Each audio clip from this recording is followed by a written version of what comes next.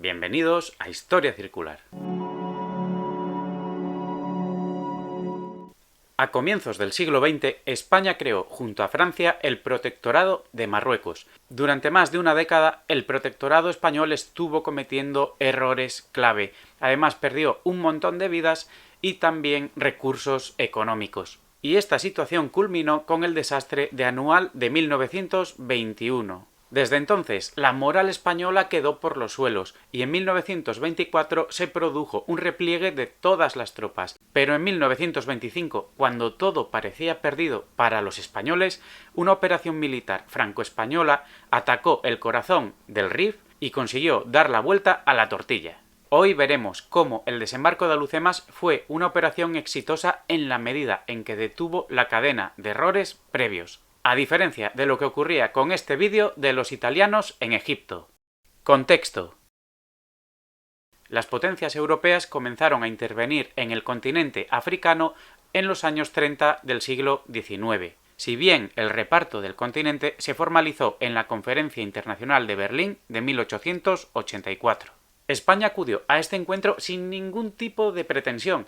¿Por qué? Porque ya tenía bastantes problemas en su declinante imperio, donde solo le quedaba Cuba, Puerto Rico y Filipinas, y encima tenía un montón de rebeldes en estos territorios.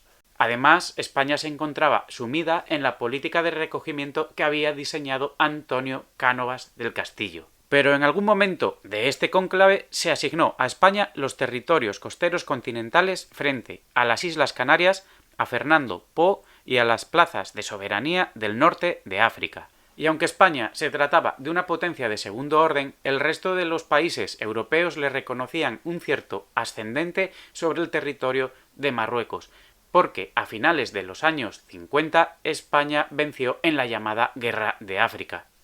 Años más tarde, en la Conferencia de Algeciras de 1906, se decide crear el Protectorado Franco-Español. A comienzos del siglo XX, España estaba lamiéndose las heridas de la pérdida del imperio y por lo tanto estaba fuera del juego de influencias que se estaba dando entre los países de la Entente y las potencias centrales. Pero esto cambia en 1907 cuando se firman por parte de Gran Bretaña, Francia y España los acuerdos mediterráneos. Ahí España entra bajo la influencia de estas dos potencias que formaban la Entente. Y dentro de esta esfera España recupera a pequeñísima escala una especie de proyecto imperial, esta vez mirando al norte de África. Aunque el optimismo inicial se frenó ya en 1909, cuando se produce el desastre del Barranco del Lobo. En 1912, Madrid y París formalizaron el reparto del territorio, de manera que Francia administraría 4/5 partes del protectorado.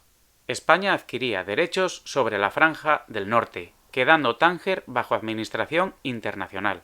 Desde entonces, ambos países actuarían totalmente desalineados y en clara rivalidad.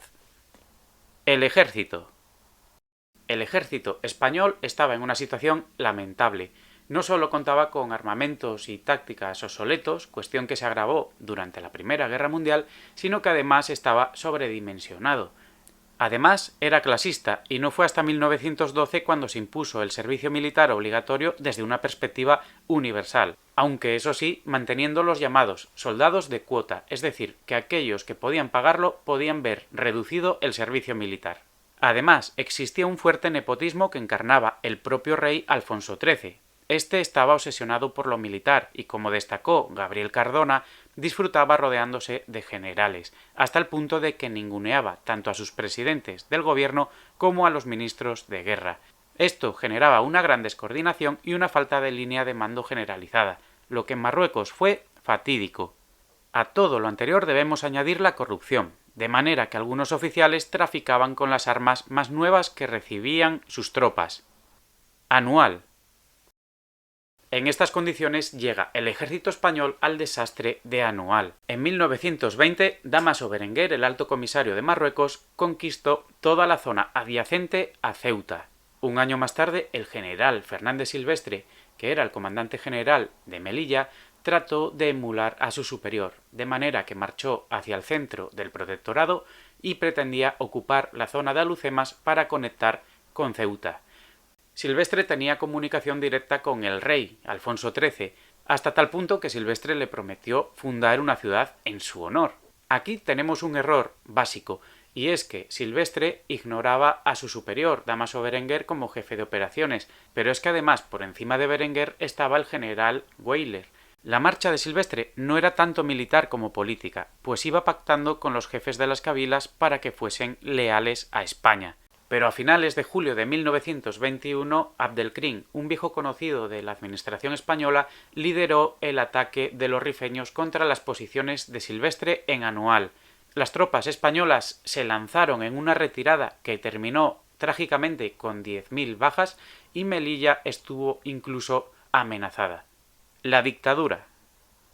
Tras el desastre de Anual comenzaron a surgir voces muy críticas en todos los niveles de la sociedad española. Una de las principales voces en el ejército fue la del general Miguel Primo de Rivera, quien de alguna manera lideró la corriente del abandonismo, es decir, aquellos que defendían como tesis el abandono total del protectorado, pues era un despilfarro de recursos y vidas que no tenía ningún tipo de compensación. Pero este mismo general, en septiembre de 1923, y en parte a causa del desastre, dio un golpe de estado e instauró una dictadura que el monarca Alfonso XIII aceptó. En un primer momento, el plan de Primo de Rivera consistió en un repliegue a posiciones defensivas costeras en torno a Ceuta y Melilla, a la que los militares africanistas críticos con esta decisión llamaron línea de Primo de Rivera. El repliegue se realizó entre septiembre y diciembre de 1924, exitosamente pero con bastante número de bajas, y fue muy criticado por los militares africanistas. En este caso, la voz más discordante fue la de Francisco Franco, un joven teniente coronel que escribió un artículo incendiario criticando a Primo de Rivera. En todo caso, esta retirada fue un acierto, y este es el primer acierto que veremos hoy, porque de alguna manera reconocía que España no contaba con recursos para hacer efectivo su dominio en el protectorado. En principio, una consecuencia imprevista por parte de los españoles es que, una vez se retiraron, Abdelkrim puso su atención sobre el protectorado francés y en abril de 1925 lanzó una ofensiva.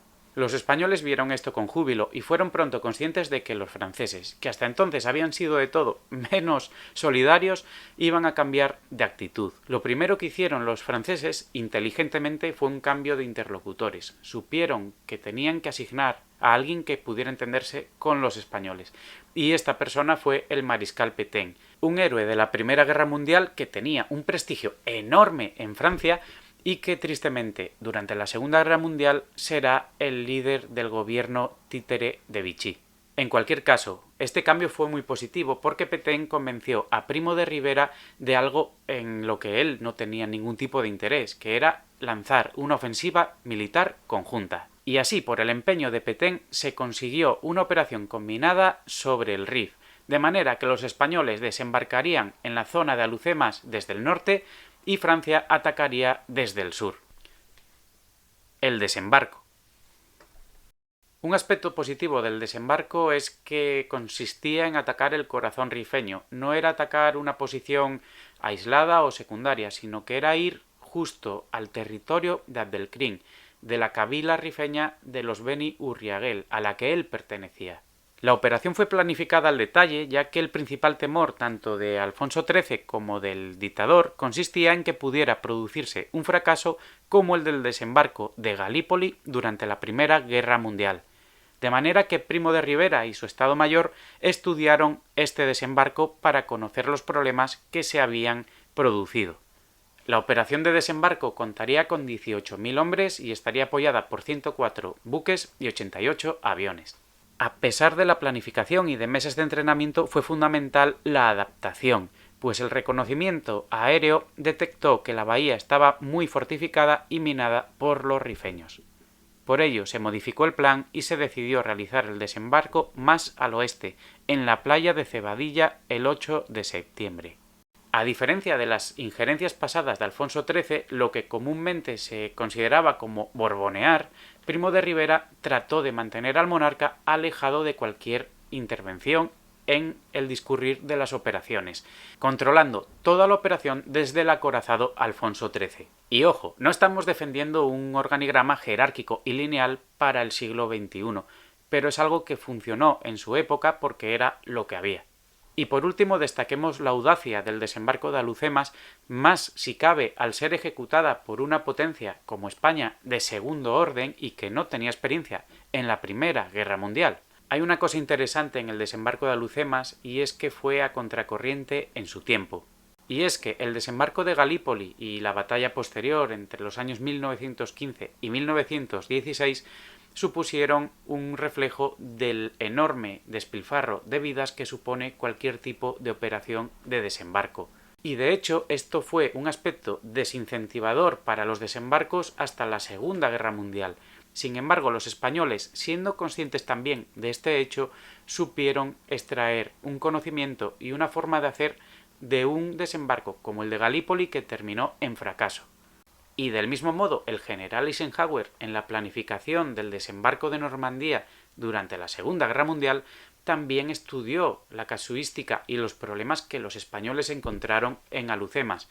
¿Quiere decir esto, como muchos cacarean, que el desembarco de Normandía está 100% inspirado en el de Alhucemas? Pues no, pero sí fue tenido en cuenta como muchas otras operaciones que había que estudiar. Tras el desembarco, el 2 de octubre cayó Axdir, como dijimos, el corazón del Rif. Y ahí terminaba el plan de Primo de Rivera. No había más. En su optimismo y también consciente de la falta de recursos por parte de España, pensó que bastaría con conquistar Axdir para vencer a los rifeños. No fue así, y como destaca la historiadora Susana Soeiro, a diferencia suyo, el mariscal Pétain sí previó que sería necesaria otra operación en 1926. De manera que la ofensiva se mantuvo hasta mayo de dicho año, cuando españoles y franceses ocuparon la línea del Kert y Abdelkrim se entregó a los franceses. Aún así, Alhucemas fue una genialidad y de hecho forzó a uno de sus principales impulsores, como fue Primo de Rivera, a renunciar a todos sus principios con respecto al protectorado de Marruecos. Al final, el que creía que iba a sacar a todas las tropas y devolverlas a la península ibérica fue el que consolidó una estabilidad que perduraría hasta la independencia de Marruecos en 1956. Y mientras que Primo de Rivera supo asociar su imagen a esta victoria, a su vez condenó al monarca a permanecer vinculado totalmente al desastre de Anual, dejando a la monarquía profundamente tocada y prácticamente condenada a lo que ocurrió 5 años más tarde, cuando el rey hubo de partir al exilio. Y si te ha gustado, dale like y suscríbete al canal.